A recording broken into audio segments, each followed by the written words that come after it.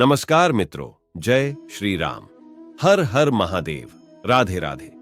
तो आज के वीडियो में हम आपको बताएंगे कि शादीशुदा महिलाओं को ये गहने नहीं धारण करने चाहिए, नहीं तो पति को कष्ट का सामना करना पड़ सकता है।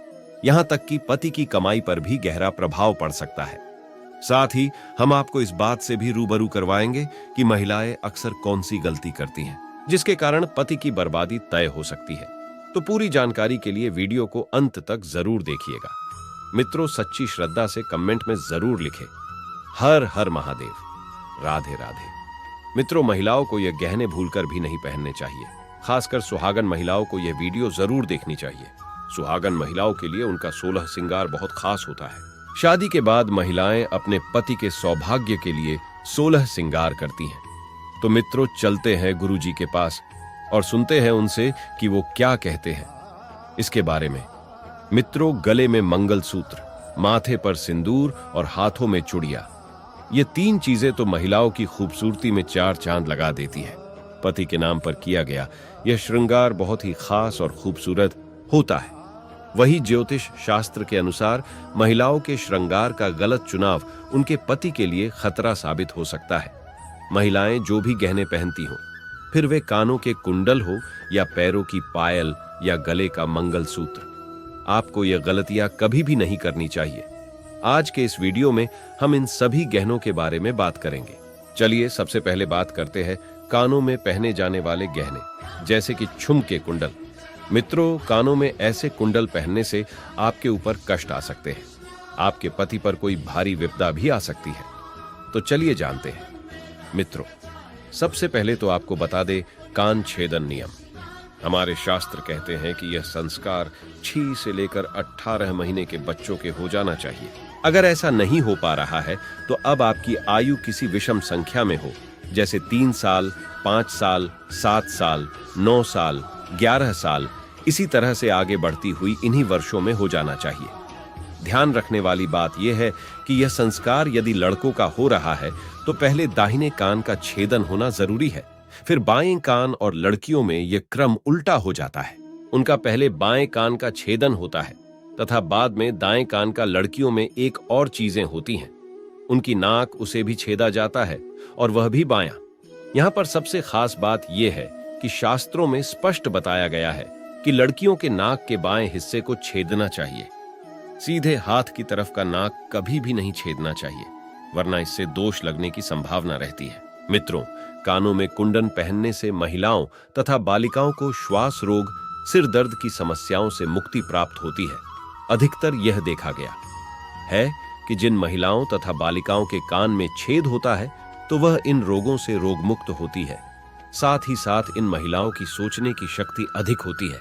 मित्रों, शास्त्रों के अनुसार कान में ऐसा कुंडल किसी भी महिला को नहीं पहनना चाहिए। ऐसा करने से लगता है सबसे बड़ा पाप और होती है घातक बीमारियां। आजकल देखा गया है कि ज्यादातर माताएं बहनें नकली धातुओं से बने गहनों का अधिक उपयोग करती हैं, जिससे उन्हें कई तरह की परेशानियों का सामना करना पड़ता है। आपको अधिकतर सलाह दी जाती है कि इन चीजों से हमेशा बचने की कोशिश करनी चाहिए और लंबे समय तक इन धातुओं से बने आभूषणों को नहीं पहनना चाहिए। आप कानों में यदि कुंडल पहनती है तो सोने अथवा चांदी के धातु का प्रयोग करें।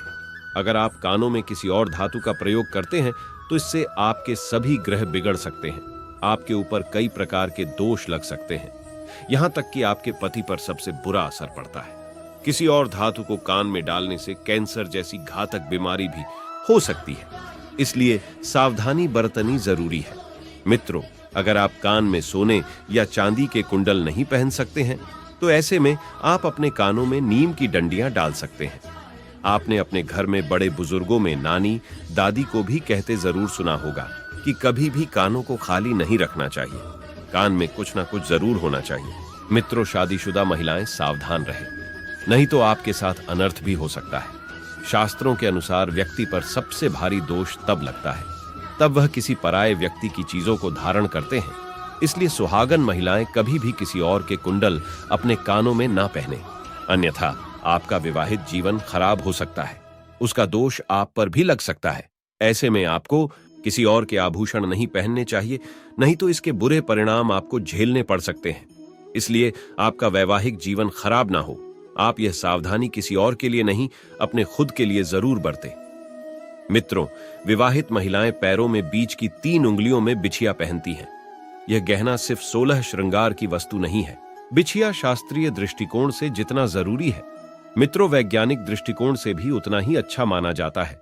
बिछिया पहनने से थायराइड जैसी बीमारी होने की संभावना कम होती है और गर्भाशय में समुचित मात्रा में रक्त का संचार होता है। मित्रों, आजकल के बदलते फैशन और दिखावे में कई महिलाएं इन चीजों को पहनने में शर्म महसूस करती है। कोई अगर आपके पहनावे को देखकर रोक टोक करे तो उसे गर्व से बताना चाहिए कि इन चीजों के कितने फायदे हैं। और मित्रों, अगर शास्त्रों की बात करें तो बिछिया पहनना बहुत ही ज्यादा जरूरी होता है, वरना इसका असर आपके पति की आयु पर भी पड़ सकता है। इसलिए यह गलती आप ना करें। चलिए अब आपको बता दें कि कैसी बिछिया आपके लिए जरूरी है और कैसी बिछिया आपको नहीं पहननी चाहिए। मित्रों, सोने के आभूषण को कभी भी कमर के नीचे नहीं पहनना चाहिए। यह हमने आपको पहले भी काफी बार बताया हुआ है। साथ ही इस बात का भी आपको ख्याल रखना है कि कभी भी ढीली बिछिया नहीं पहननी है जो आपके पैरों से निकलकर कहीं भी गिर जाए, क्योंकि माना जाता है कि इससे पति पर कष्ट बढ़ते हैं। तो ऐसी बिछिया पहनते हैं तो अच्छा होगा कि आप इन्हें तुरंत प्रभाव से बदल लें। बिछिया अगर पैरों से निकलकर गिर जाए तो यह अशुभ माना जाता है और इससे माता लक्ष्मी भी नाराज होती है, जिससे सीधा असर आपके घर की आर्थिक स्थिति पर पड़ता है और आपके पति को भी कारोबार में नुकसान होता है। तो इसलिए आपको सावधान रहना है और समय के साथ अपने आभूषणों का भी ख्याल रखना है। इससे वैवाहिक जीवन सामान्य बना रहता है। चलिए अब आपको बता दें कि कैसी बिछिया आपके लिए अच्छी होती है। तो मित्रों, पैरों में हमेशा चांदी की बिछिया ही पहननी चाहिए और अगर यह बिछिया मछली के आकार की हो तो सबसे असरदार मानी जाती है। मछली का आकार मतलब बीच में गोलाकार और आगे पीछे कुछ नोकदार सी और घुंघरू वाली बिछिया पहनते हैं तो माना जाता है कि इससे माता लक्ष्मी अत्यधिक प्रसन्न होती है। मित्रों, आपने देखा होगा घर में बड़े बुजुर्ग भी जो पायल या बिछिया पहनते हैं 2 घुंघरू वाली ही होती है, क्योंकि घुंघरू की आवाज मां लक्ष्मी को आकर्षित करती है। ऐसे घरों में मां लक्ष्मी स्थायी रूप से वास करती है। मित्रों, गहनों की तरह ही कपड़ों का संबंध में व्यक्ति की किस्मत से जुड़ा होता है। जो हम रोजाना पहनते हैं उनके भी कुछ नियम होते हैं। कुछ ऐसी गलतियां हैं जो आम तौर पर महिलाएं कर देती हैं और इससे गरीबी आती है और लोग कहते हैं कि हमने तो सब कुछ ठीक किया था, फिर क्यों हमें गरीबी, दरिद्रता झेलनी पड़ रही है।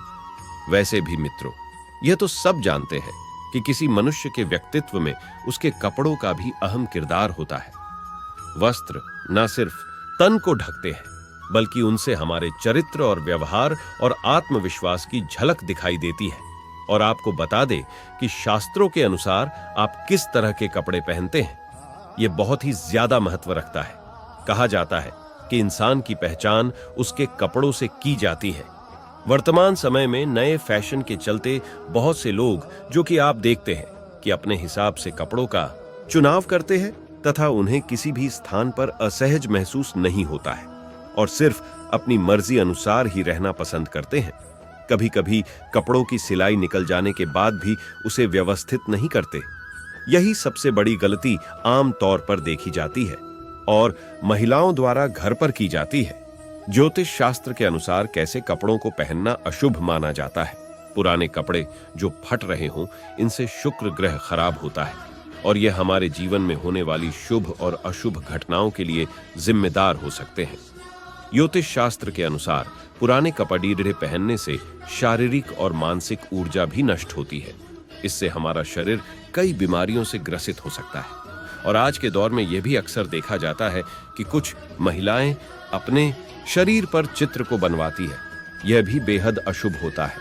अगर आप ऐसा करते हैं तो बिल्कुल भी ना करें, अन्यथा इसका परिणाम पूरे परिवार को झेलना पड़ता है, क्योंकि यह राक्षसी प्रवृत्ति में होता है। इसलिए ऐसा बिल्कुल ना करें।